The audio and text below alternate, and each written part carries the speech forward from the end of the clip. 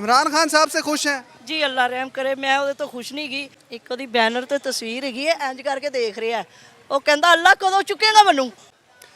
अस्सलाम वालेकुम नाज़रीन, इमरान खान साहब से अवाम जो है वो बहुत ज़्यादा तंग है और एक मेरे साथ खातून मौजूद हैं। मेरी जब इनसे बात हुई है तो उन्होंने कहा है कि मैं काफ़ी ज़्यादा तंग हूँ, मैंने बेटी की शादी करनी है, शादी करने के लिए पैसे नहीं हैं।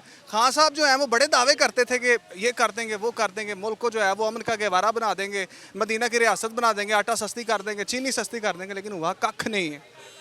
मैडम मुझे ये बताएं, इमरान खान साहब से खुश हैं? ਜੀ ਅੱਲਾ ਰਹਿਮ ਕਰੇ। ਮੈਂ ਉਹਦੇ ਤੋਂ ਖੁਸ਼ ਨਹੀਂ ਗਈ। ਉਹਦੇ ਜਿੰਨੇ ਦਾਅਵੇ ਸੀ, ਜਿੰਨੀਆਂ ਉਹਦੀਆਂ ਆਵਾਜ਼ਾਂ ਸੀ, ਸਭ ਨਾਕਾਮ ਨੇ।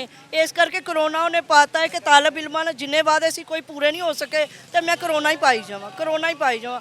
ਕਰੋਨਾ ਪਾਕਿਸਤਾਨ 'ਚ ਨਹੀਂਗਾ, ਇਹ ਖੁਦ ਕਰੋਨਾ ਹੈ। ਇਹ ਕੁਰਸੀ ਤੇ ਬੈਠਾ ਕਰੋਨਾ ਹੈ, ਹਰ ਬੰਦੇ ਨੂੰ ਲੜ ਰਿਹਾ। ਡੈਂਗੀ ਵੀ ਗਿਆ ਆਪ ਹੀ ਹੈ, ਕਾਲਾ ਡੈਂਗੋ ਵੀ ਗਿਆ ਆਪ ਹੀ ਹੈ। ਠੀਕ ਹੈ, ਇਹ ਸ਼ੈਤਾਨ ਹੈ, ਇਨਸਾਨ ਦੇ ਰੂਪ 'ਚ ਸ਼ੈਤਾਨ ਹੈ। ਅੱਛਾ ਮੈਨੂੰ ਇਹ ਦੱਸੋ, ਬੜੇ ਦਾਅਵੇ ਹੁੰਦੇ ਸੀ ਆਟਾ ਸਸਤਾ, ਚੀਨੀ ਸਸਤਾ, ਮਦੀਨੇ ਦੀ ਰਿਆਸਤ, ਨੌਜਵਾਨਾਂ ਨੂੰ ਨੌਕਰੀਆਂ ਲੱਭੀਆਂ ਕੁਛ? ਨਹੀਂ, ਉਹ ਨੌਜਵਾਨਾਂ ਨੂੰ ਤੇ ਉਹਨੇ ਵਿਚਾਰੇ ਨੇ ਗੱਡ ਦਿੱਤਾ ਹੈ। ਕੀ ਕਰਨ ਨੌਜਵਾਨ?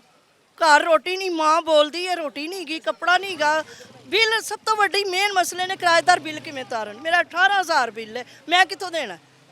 ਇੱਕ ਬੱਚਾ ਮੇਰਾ ਕਮਾਉਣ ਵਾਲਾ ਹੈ, ਬੇਵਾ ਮੈਂ ਆਪ ਆ, ਮੈਂ ਕਿੱਥੋਂ ਕਰਾਂ ਸਾਰਾ ਕੁਝ?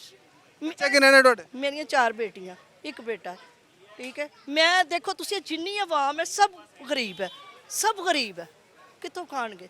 ਇਹ ਹੁਣ ਅੱਗੇ 100 ਰੁਪਏ ਦਾ ਆਟਾ ਲਿਆਈਦਾ ਸੀ, 2 ਦਿਨ ਹੁੰਦੇ ਸੀ, ਹੁਣ 100 ਰੁਪਏ ਦਾ ਕਿਲੋ ਆਟਾ ਹੈ।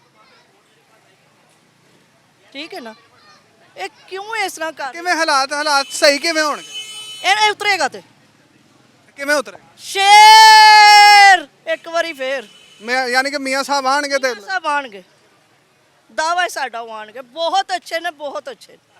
ਸਾਨੂੰ ਕੋਈ ਖਾਣ ਨੂੰ ਨਹੀਂ ਸੀ ਦਿੰਦੇ, ਲੇਕਿਨ ਹੁਕੂਮਤ ਅੱਛੀ ਕਰ ਰਹੀ ਸੀ। ਪੂਰਾ ਲਾਹੌਰ ਸਵਾਰਤਾ ਹੈ, ਪੂਰਾ ਲਾਹੌਰ ਸਵਾਰਤਾ ਤੇ ਆ ਕੇ ਬੈਠ ਗਿਆ। ਇਨਸਾਨ ਦੇ ਰੂਪ ਚ ਬਾਂਦਰ ਹੈ। ਠੀਕ ਹੈ, ਉਹ ਇਨਸਾਨ ਨਹੀਂ ਗਾ, ਉਹ ਬਾਂਦਰ ਹੈ। ਅੱਲਾ ਦਾ ਵਾਸਤਾ ਕਰਕੇ ਉੱਤਰ ਜਾ, ਉੱਤਰ ਜਾ, ਉੱਤਰ ਜਾ, ਉੱਤਰ ਜਾ। ਇੱਕ ਉਹਦੀ ਬੈਨਰ ਤੇ ਤਸਵੀਰ ਹੈਗੀ ਹੈ, ਇੰਜ ਕਰਕੇ ਦੇਖ ਰਿਹਾ। ਉਹ ਕਹਿੰਦਾ ਅੱਲਾ ਕਦੋਂ ਚੁੱਕੇਗਾ ਮੈਨੂੰ। ਉਹ ਭਾਰਾ ਹੀ ਬੜਾ ਚੁੱਕਿਆ ਨਹੀਂ ਜਾ ਰਿਹਾ। ਉਹ ਤਾਂ ਬੜਾ ਮਾੜਾ ਜਿਹਾ ਹੈ। ਮਾੜਾ ਜਿਹਾ ਉਹਦਾ ਡੈਂਡ ਨਿਕਲ ਗਏ ਨੇ ਜਦੋਂ ਦਾ ਕੁਰਸੀ ਤੇ बैठा है।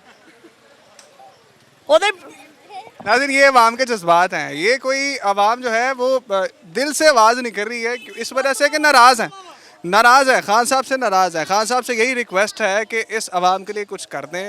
अगर आपने जो है वो कोई नेकी करनी है, नेकी कमानी है, बड़ी भूख है, बड़ी ही अवाम के अंदर भूख है।